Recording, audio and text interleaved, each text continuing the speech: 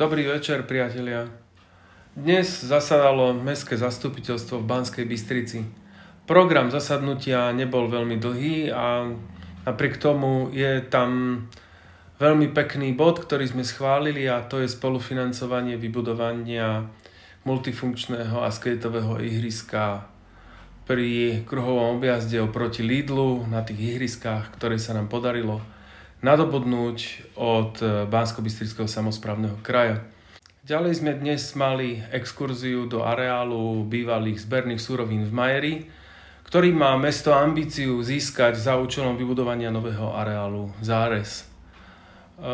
Na konci zasadnutia zastupiteľstva v bode rôzne sme diskutovali aj o akútnom probléme dopravy v pešej zóne.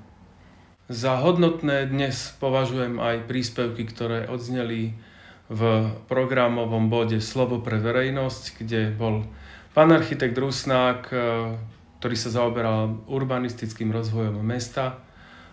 Bol tam pán Kováčik, ktorý sa zaoberal príjazdom na Graniar, a takisto nám bolo odprezentované, akým spôsobom bude budovaná nová nemocnica FT Roosevelta. S týmto sa s vami lúčim a opäť na budúce. Dovidenia.